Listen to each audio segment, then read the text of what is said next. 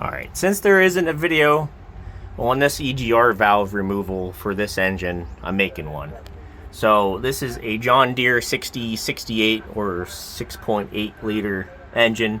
It's an industrial package for one of our pieces of equipment that we have here. I'm not going to say where, it's classified. This EGR, it should be simple. We have two 5mm socket head cap screws. 5mm is the size you need for your Allen to take these out.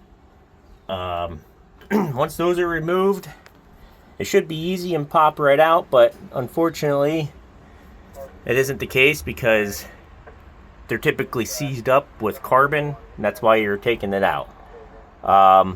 So what I did, it sits flush. This one's already taken out because first time doing it, it's a learning experience for me. So what I did was I took this brass punch here and I tapped it that way, tapped it that way, and I kept going back and forth until it got pretty loose. But my issue was after I got it turning pretty freely, I couldn't pull it up at all. Like it didn't. There's little ledges here. I had a pry bar on. I was prying and prying. You can see there I was prying, and it would not budge. So my next move was to make it move.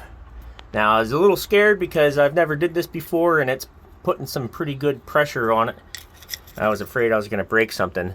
So what I did was I turned it all the way like that because I thought I was going to save the gasket underneath, which that's not going to happen if you have, pretty much if you're taking one off, even maybe if you just put it on and you're taking off, you're going to save the gasket, but make sure you have one of these on order before you start this job, or you're going to be sitting down for a while.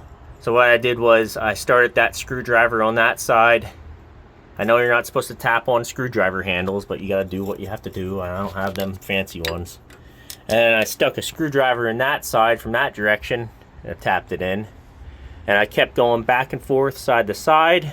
It lifted up just enough. And I tell you what, halfway in on this screwdriver, it still was stuck.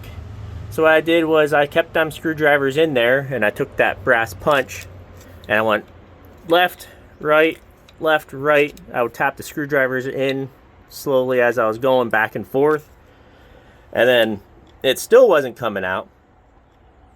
And I mean, I was getting pretty worried because I didn't know what it looked like inside there. But then I went with a bigger screwdriver, next size up, bigger wedge. Now I did that, tapped it back and forth, got it loose, and then there was a gap in there, just like that, kinda. So I sprayed some PB Blaster in there in hopes, I know, you know, looking at what the new one looks like, there's two rubber O-rings, and I figured the PB Blaster would loose, you know, get them moving.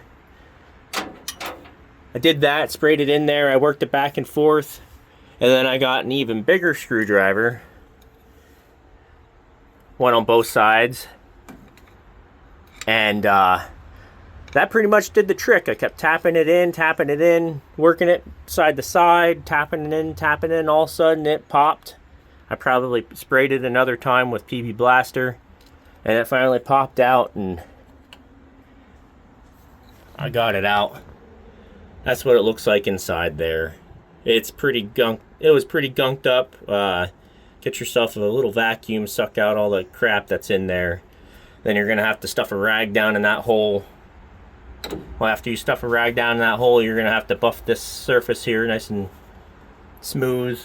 Try not to go too much, but I mean the rest, putting it back in, it's pretty self-explanatory.